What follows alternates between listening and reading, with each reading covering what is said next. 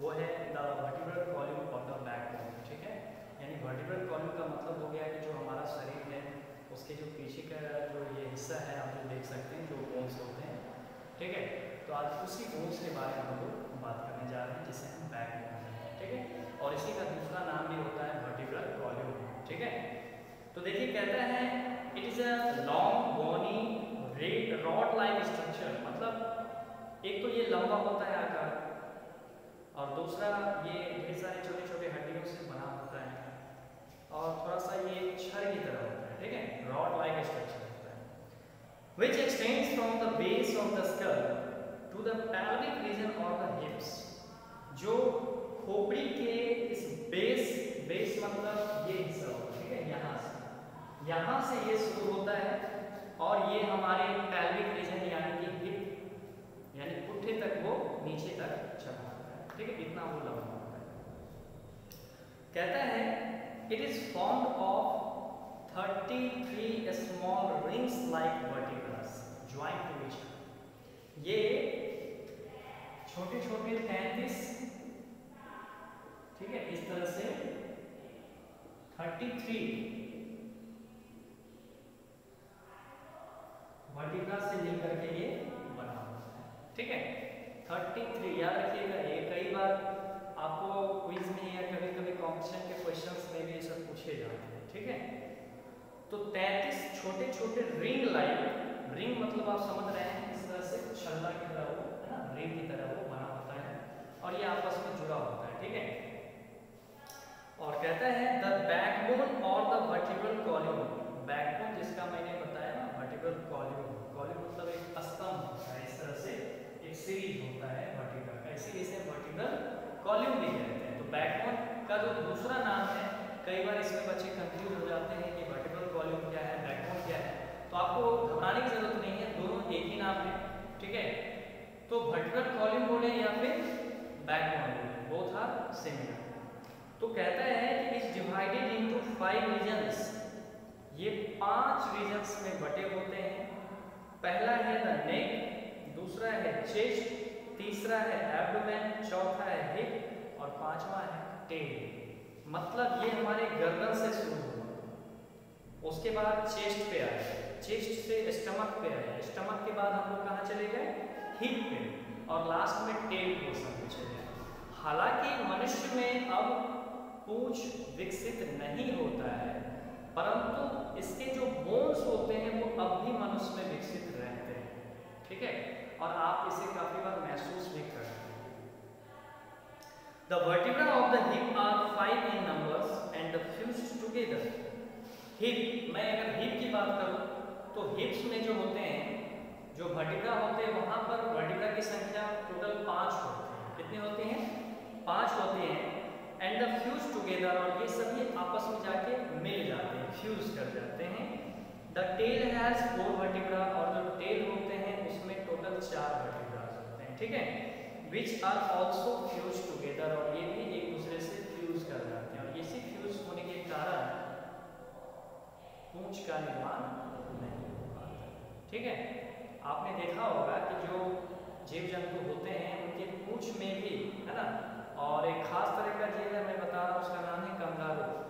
Kangaroo का जो backbone होता है वह उसके पूंछ तक विकसित होता है और वह अपने पूंछ पर खड़ा हो सकता है। सोचिए उसका पूंछ इतना ज़्यादा मजबूत होता है क्योंकि उसके अंदर तक वो वर्टिब्रा फैला होता है, ठीक है। कहता है the first 24 vertebra are joint together by sponge like cartilage. ये जो ऊपर से लगातार 24 जो वर्टिब्रा होते हैं टोटल 24, ठीक है, उसमें एक स्पॉन्ज लाइक एक रबरी टिश्यू होता है जिसे हम लोग कहते हैं कार्टिलेज। क्या कहते हैं इसे हम, कार्टिलेज कहते हैं। कार्टिलेज क्या है, तो cartilage is a rubbery tissue that helps to move vertebras freely. मतलब ये वर्टिब्रा को स्वतंत्र रूप से मूव करने में, घूमने में, है ना, किसी भी तरह के मूवमेंट्स करने में, चाहे इस तरह का मूवमेंट्स हो, इन सारे मूवमेंट्स में वो उसे मदद करता है, ठीक है। तो ये कार्टिलेज का फंक्शन है, क्योंकि ये जो होता है ना बोन्स को काफी लचीला बना देता है, लैटिक बना देता है, और इससे आप अपने बॉडी को किसी भी एंगल पर मूव कर सकते हैं, ठीक है, 90, 60, बट कंप्लीट मूवमेंट हम नहीं कर सकते, ठीक है, क्योंकि ऐसे में कभी कभी क्या होता है, उसमें क्रैम्प आ सकता है, ठीक है। इसके बाद कहता है each vertebra has a hole in the center, जितने भी वर्टिब्रा होते हैं उसके बीच में इस तरह से खोखला भाग होता है, ठीक है, खोखला खाली हिस्सा होता है। और कहता है all the vertebra are arranged like the beads in a necklace with a center hole that together form a hollow tube। जिस तरह से कोई मोतियों का माला होता है, तो आपने देखा होगा उसमें मोती जो होता है उसके बीच में जो खाली हिस्से होते हैं उससे होकर के धागे को पिरोया जाता है, तो सारी मोतियां एक के बाद एक, एक के बाद एक, एक के बाद एक इस तरह से आपस में जुड़ी होती हैं, और बीच में जो एक खाली जो सेंटर बनता है जिसे हॉलो स्पेस कहते हैं, खोखला भाग कहते हैं उसे, ठीक है। थ्रू दिस ट्यूब, इसी हॉलो ट्यूब के मध्य से होकर, ये जो आप देख रहे हैं इसमें जो हॉलो ट्यूब बन रहा है बीचों बीच, इसी हॉलो ट्यूब के मदद से, ठीक है, इसके बीचों बीच द मेन नर्व कॉर्ड और द स्पाइनल कॉर्ड, ठीक है, मतलब इसी बीच के इस खोखले हिस्से से होकर के मनुष्य के शरीर का जो सबसे मेन नर्व है जिसे हम स्पाइनल कॉर्ड कहते हैं, क्या कहते हैं, स्पाइनल कॉर्ड कहते हैं, ठीक है, ये सीधे हमारे ब्रेन से अटैच होते हैं, स्पाइनल कॉर्ड कहते हैं, ठीक है। The joints in the vertebra allow slightly movement of the vertebral column. This helps us to bend and twist or turn back our back। मतलब हमारे पीठ को, हमारे बॉडी को, ये जो लचीलापन होता है शरीर के हड्डियों का, इसी के कारण हम अपनी बॉडी को किधर भी मोड़ सकते हैं, किसी भी डायरेक्शन में घुमा सकते हैं, उसमें किसी भी प्रकार का मूवमेंट्स हम ला सकते हैं, ठीक है। और इसके पीछे सबसे बड़ा रीजन होता है कार्टिलेज का, क्योंकि कार्टिलेज नहीं होता, अगर वहाँ कोई हार्ड सब्सटेंस होता है हमारे बैकबोन में, हम अपने बॉडी को सीधा ही रखते हैं, कभी वो झुका नहीं सकते थे, ठीक है। तो अगर ये झुक रहा है, मतलब किसी भी डायरेक्शन में अगर ये मूवमेंट कर रहा है, इसका मतलब है जो कार्टिलेज है वो काफ़ी ज़्यादा लचीला बना देता है इस वर्टिब्रल कॉलम। कहता है the vertebral columns helps us to stand erect and maintain an upright posture। Posture means क्या हो? Posture means हुआ ये stand, sit, walk, ये सारे जो मूवमेंट्स होते हैं जिसमें हमारा बॉडी का पोजीशन बिल्कुल सीधा होना चाहिए, दिस इज कॉल्ड पोस्चर। तो एक गुड पोस्चर होता है, एक बैड पोस्चर। बैड पोस्चर हुआ जैसे अगर आप खड़े हैं तो आप थोड़ा सा झुके हुए हैं, इस तरह से हैं या फिर इस तरह से हैं, तो ये गुड पोस्चर नहीं हुआ, ये बैड पोस्चर हुआ। गुड पोस्चर हुआ जिसमें आपका बॉडी फिगर पूरा एकदम स्ट्रेट होना चाहिए, सीधा होना चाहिए, ठीक है।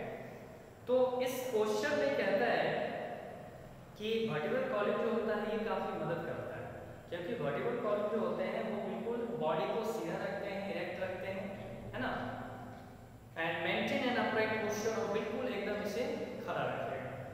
It protects the delicate spinal cord, और ये सबसे खास जो अंग है, ये जो स्पाइनल कॉर्ड है, ये वर्टिब्रल कॉलम इसे प्रोटेक्ट करने का काम करता है। जिस तरह से खोपड़ी स्कल हमारे ब्रेन को प्रोटेक्ट करता है, जिस तरह से ये रिब केज हमारे हार्ट को प्रोटेक्ट करता है, हमारे लंग्स को प्रोटेक्ट करता है, ठीक उसी प्रकार से जो वर्टिब्रल कॉलम होते हैं वो स्पाइनल कॉर्ड को प्रोटेक्ट करने का काम करता है। और कहता है कि इस वर्टिब्रल कॉलम के कारण हम अपने गर्दन को मुंह यानी हिलाने डुलाने में भी सक्षम। अब आगे बात करेंगे the chest bone. Chest bones क्या है?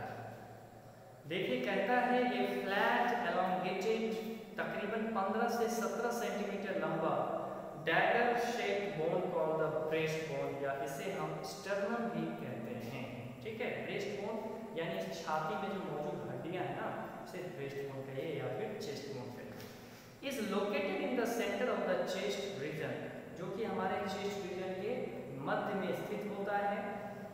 The sternum and the ribs together form the rib cage, और यही स्टर्नम और रिब्स मिलके क्या बनाता है? रिब केज, यानी रिब्स से बना हुआ एक पिंजरा। The chest bones include 12 pairs of semi circular bones. Semi circular bones मतलब 12 पेयर होते हैं, ठीक है, टोटल इस तरह से। These semicircular bones form a cage and protect the heart and the lungs। और यही सेमीसर्कुलर बोन्स जो होते हैं, जो रिब्स होते हैं, ये हमारे शरीर के सबसे फ्रेगाइल, सबसे डेलिकेट ऑर्गन यानी कि हार्ट एंड लंग्स को भी प्रोटेक्ट करने का काम करता है। These bones are called ribs, और ये बोन्स कहलाते हैं रिब्स, ठीक है। The rib cage also protects parts of the stomach and kidney। और कहता है कि जो रिब केज होता है यह हमारे पेट और हमारे किडनी, ठीक है, इन पार्ट्स को भी प्रोटेक्ट करने का काम करता है, ठीक है।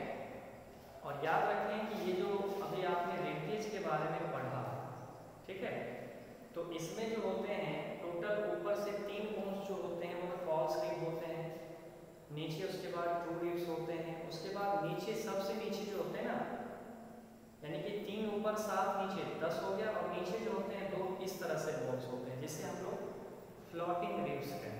क्या कहते हैं इसे? हम फ्लोटिंग रिब्स कहते हैं। तो इसमें वो सारी चीज़ों का चर्चा फिलहाल नहीं किया गया है, हाँ लास्ट में तो दिया ही गया है। इसमें कहता है the last 2 pairs of ribs are free and are called floating ribs, ठीक है।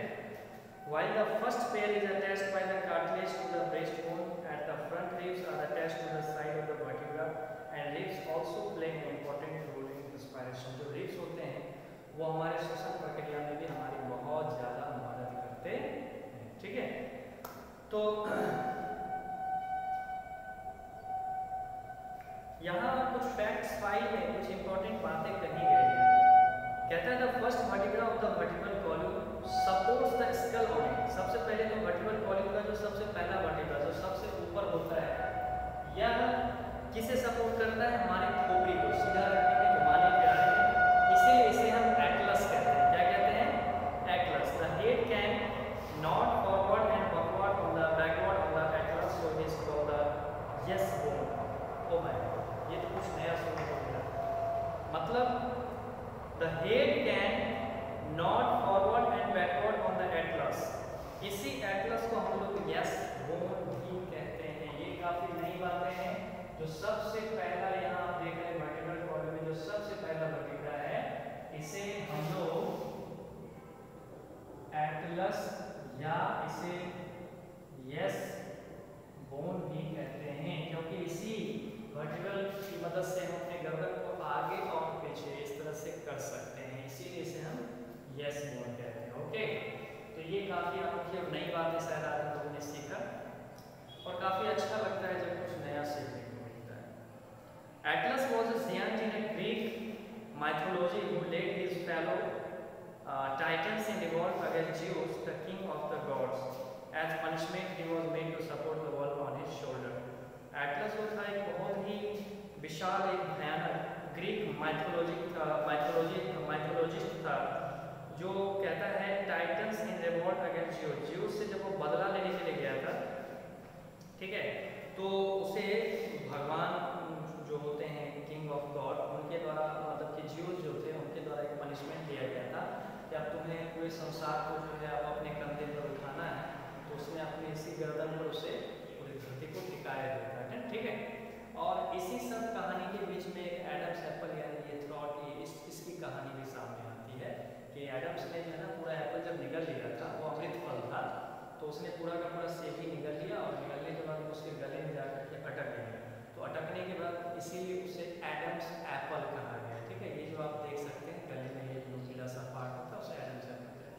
कुछ माइथोलॉजिकल बातें हैं जो वैदिक कथाओं में कही जाती है, पौराणिक कथाओं में कही जाती है, तो इन्हीं सब पे आधारित ये बातें हैं। तो इसी से जो है इसका नाम हमने एटलस रखा है, ठीक है। और इसे हम लोग यस बोन क्यों कहते हैं इसका रीजन भी मैंने आप लोगों को बताया, ठीक है। अब देखिए कुछ व्यक्तिगत ऐसे बच्चे होते हैं जो एक्स्ट्रा रिब के साथ जन्म लेते हैं, तो इस तरह के रिब्स को हम लोग गोरिल्ला रिब कहते हैं। देखिए ये भी काफी अनोखी बात है। It is so called because it is normally present in gorillas, क्योंकि गोरिल्लास में अक्सर ये एक्स्ट्रा रिब्स मौजूद होते हैं, ठीक है। तो जिस जीवों में एक्स्ट्रा रिब्स मौजूद होंगे उसे हम